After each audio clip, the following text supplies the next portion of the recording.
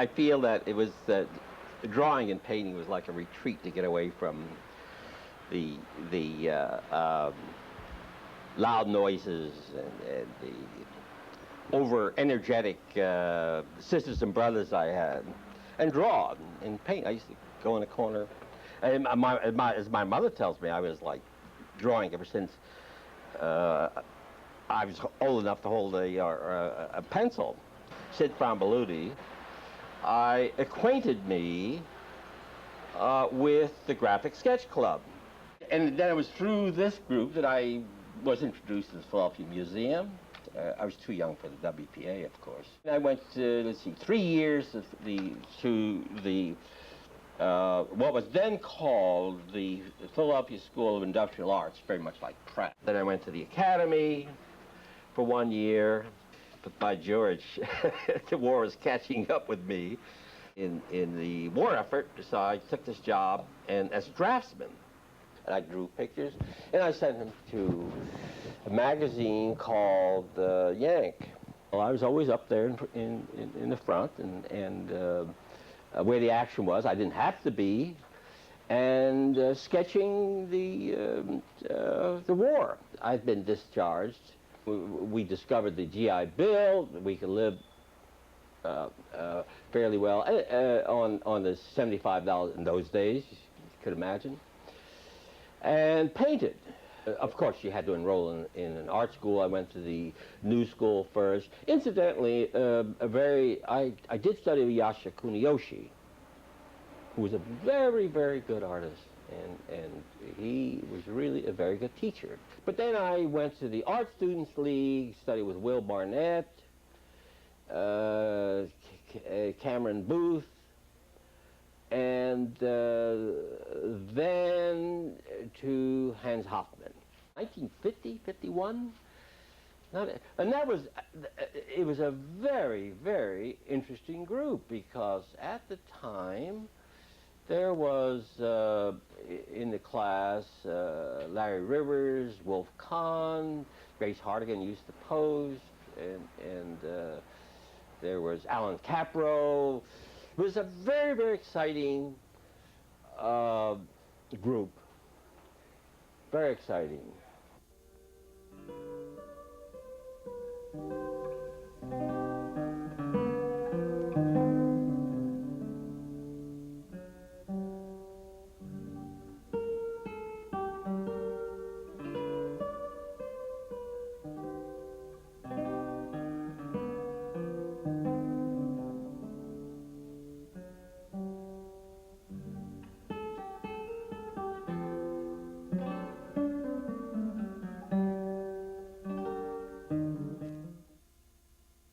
My first show, let's see, with the Artist Gallery, it was at that show that Clement Greenberg and Meyer Shapiro selected me for this new talent show at Coots. And in that show, there were some very, very prominent artists.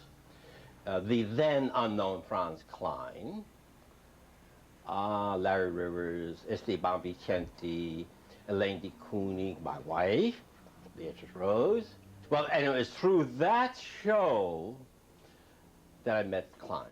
A result of this meeting Kline, and then Marcarelli, that I was invited to the 9th Street show. We all know that as a result of that, the Stable Gallery followed.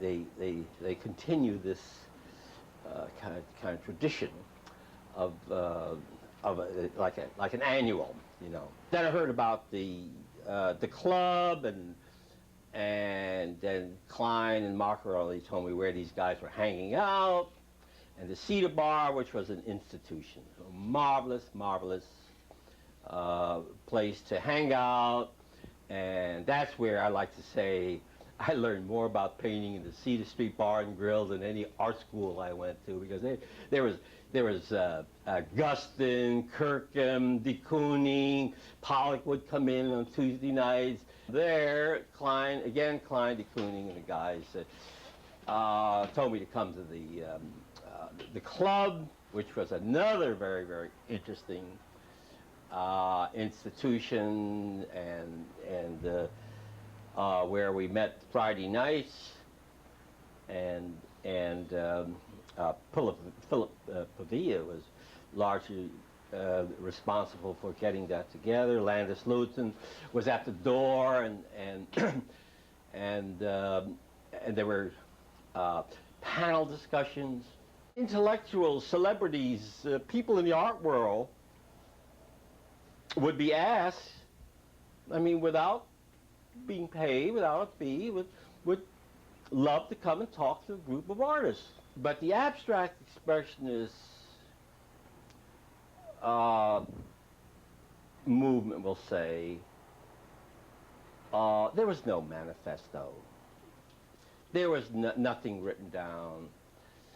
And I think that there was a feeling about painting that never existed in the American art world. A love for painting. And this is what I think, what was so important about that period. There was an unwritten, say, manifesto. It was very, very chauvinistic, in terms of, not in a political way, but say, very, say, pro-American painting. Again, it wasn't a self-conscious thing, but yeah, it was a bit of chauvinism. Sure, there's the social aspect, but there was the artistic, the intense excitement, camaraderie, and wonderful, that never existed. It kind of, and that was, to me, what was so important. The lack of commercialism that existed at the time. Nobody was selling paintings. My God, you know, if anybody sold a painting, it was an event. I think in my work, if there's anything, is this directness and the energy, the paint surface, the handling of the paint. And I was a bug on structure, less interested in the imagery. Then I felt that, and I think that there was, in other words, there was this emphasis away from the pictorial aspect, the illustrative aspect. The expression has to come from the pure abstract. As a matter of fact, my God, if you dared painted the figure, anything that resembled a figure, my God, as a cedar bar, they would just, God, you're like as though you had the plague or something.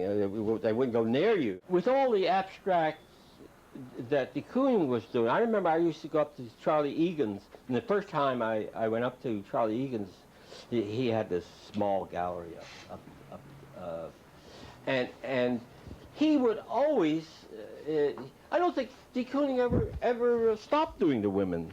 I think he had a show of the women, then it made it kind of respectable, see, to do the image. Then it was okay, you know. And so I think it got a little more diversified. I have to admit that my biggest influence, and I still think the greatest artist of the time was Arshile Gorky. What I liked about his work, and what I was trying to get in my work, was a sense of the architectonic, the structure, which I liked in Kline's work, and which I liked in the early De Koonings, like the Attic in Asheville. I mean, there was and of course, Gorky had in all his paintings. I had an artist in residency for 3 years at Princeton. It was such a great deal, wonderful, wonderful.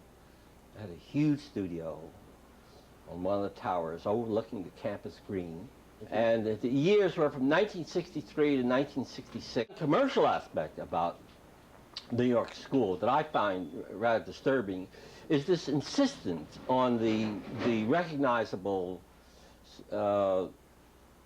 handwriting. Having found a unique image, like Kline, like Pollock, like Barney Newman, like Gottlieb, and having found a market for that. And I know that this bugged the hell out of Kline. I know it personally. I know it bugged the hell out of Pollock.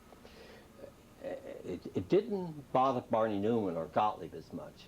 I would be bored silly if a dealer told me, Joe, I think we can sell 100 of these. Come on, start producing. Which just bore me to tears. I couldn't do it. Because each painting has to be a new search. What I was seeing, what I was feeling, and that's the most important thing. Abstract Expressionism had run its course. I think everybody was feeling it, the effects of it. Pop art had reared its ugly head and was in the ascendancy. It was in the air. Everybody was feeling this. To move on, search, and I did.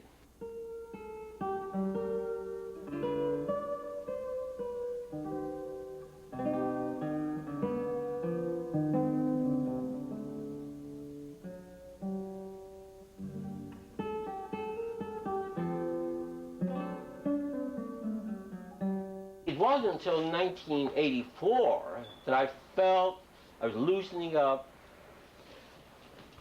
and the work was getting more painterly. The surface was treated in a very sensuous way. In 1987, the art critic of the New York Times, John Russell, wrote, "Joe Stefanelli's paintings have a candid, upfront look, yet they have their secrets.